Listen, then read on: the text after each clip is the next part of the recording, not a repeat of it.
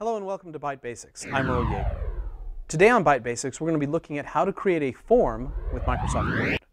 Sometimes we would like to be able to send someone a document that's a form that you want them to fill out certain fields, but you don't want them to accidentally delete the questions or delete the column information that you have created in that form. So you want your questions or your text that you've typed to stay, you just want them to add in their pieces. So how can we create a form where they can only type in the fields we want? So let's take a look at how to do that with Word. So the first thing is it's going to rely on having this developer tab. You need this developer tab in order to build one of these kinds of forms. If you don't see this developer tab on your version of Word, come up to the Office button, go to the Word Options choice, and make sure this little checkbox that says Show Developer Tab in Ribbon is checked. If that's not checked, that's likely why you do not see the Developer tab. So go ahead and check that, make sure that there's a check mark there, and then click on OK. So that will enable this Developer tab. So I'm going to go ahead and create a really quick example here. So maybe we have some instructions. And then maybe we want our participant to put in their name. And then maybe we would like to have today's date. If it's a student, maybe we're also wanting to get what period they're in. And maybe we would like some other form of information.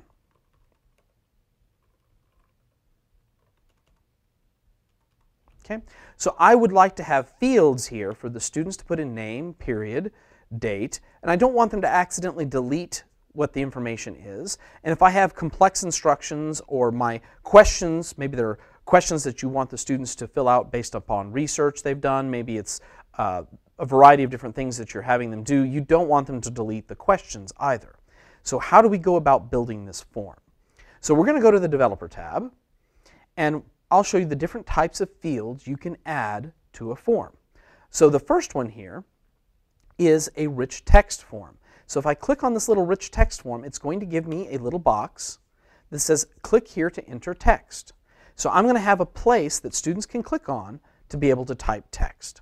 Now I'll show you here in just a little bit how we can protect the document so they can only type in the fields we want them to be in. So again, the more information is going to be similar. I just want them to type out text. It could be whatever text they want. I'm going to go ahead and use this rich text field as the field I'm going to use for them to fill that piece out. Now the date, I want them to be able to type the date, but if I put in a rich text field, I have no control over what that date looks like.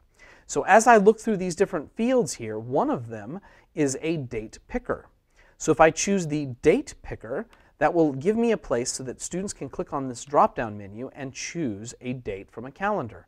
So I can utilize that for them to be able to click and type in a date that way. So I get exactly the same formatting from every single student. Period. Again, I could go ahead and have a rich text field here and just have them type in their period, but some students might put just the number 1, another student might type out the full word first, another one might do 1ST. Maybe we would like to see this be somewhat consistent amongst all of our students. So here we have an option that is a combo box. This combo box will let me have a drop-down menu that the students can use to format their information. Now this drop-down box doesn't automatically know what choices I want the students to have. If I click on this, it just says choose an item, that's it.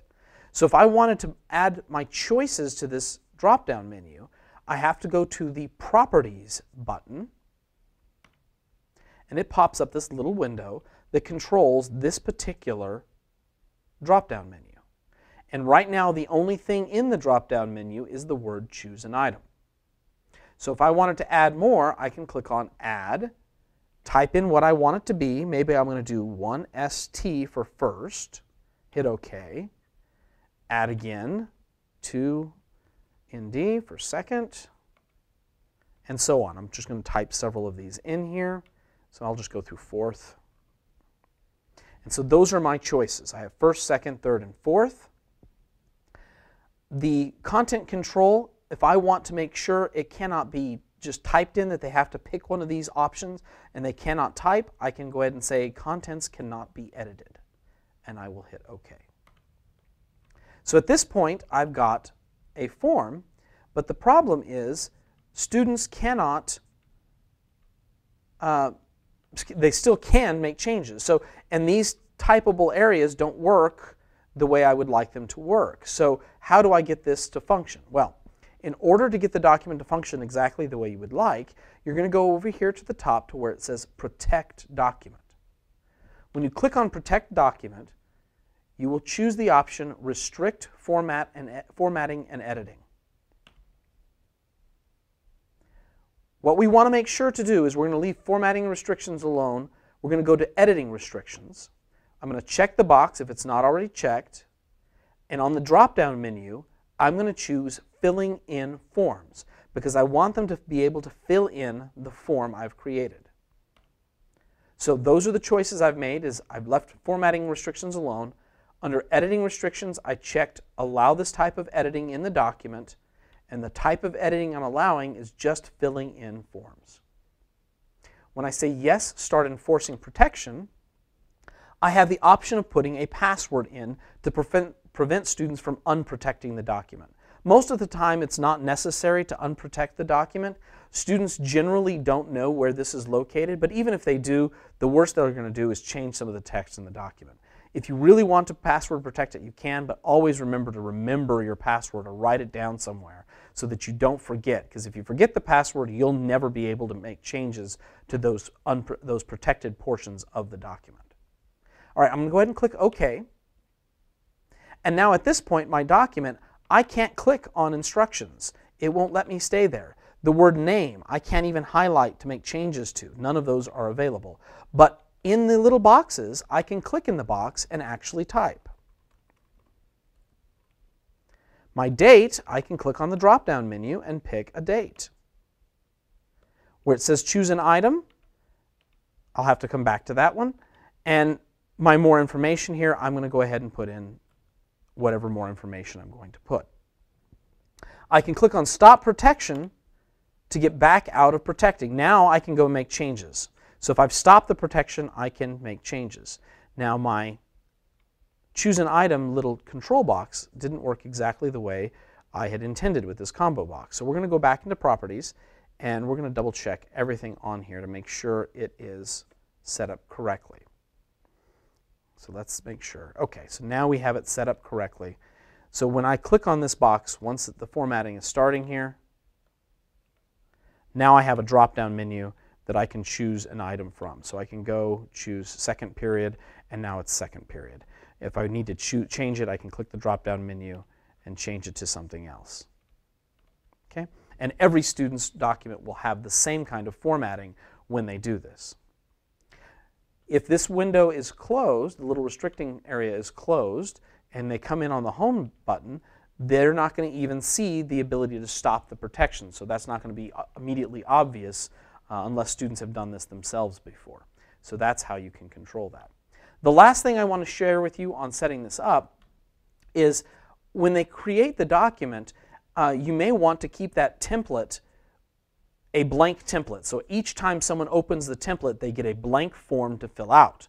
So when you're filling out a blank form, if you save the document, you don't want to overwrite that original form. You want them, each time that they save, it forces them to make a new document, leaving the original blank as you created it.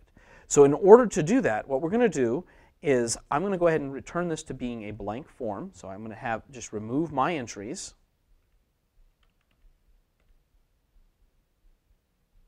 So blank out all my entries on this form.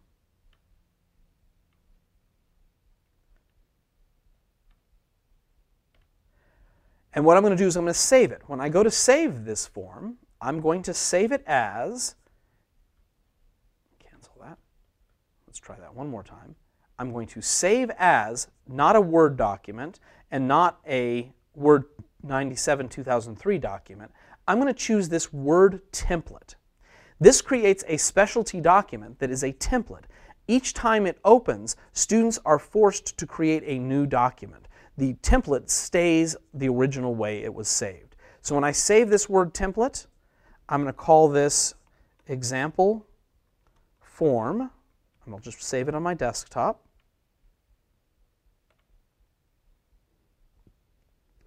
And then when I open that example form, it gives me a new document number and it's blank. If I save that, when I save this document, it forces me to type in a name for the document. It's not changing the actual original form. It's making me save as a new name. So I can't just accidentally hit the save button and get that. And you'll notice I don't even see, even though I'm looking at my desktop, I don't see the form because this is a docx and templates have a different type. So I'm not going to see it because a template would be a .docx file. So I'm not even seeing that choice to accidentally select the wrong one. So if I save this with my name, you'll notice that I still have my URL, but I still have my example form that is my template file here. So that is a way to save these as a template so that it forces people to create a new document and not change your existing template. So you can create forms in Word. You can utilize this with other formatting features. So if you have tables and you wanted certain fields filled out in tables, you can put fields in tables. All of these tools are combinable. So you have the ability to create whatever kind of a form you want for students to fill out or for colleagues to fill out as you might need. This has been Byte Basics. Please follow us on our YouTube channel. Have a wonderful day.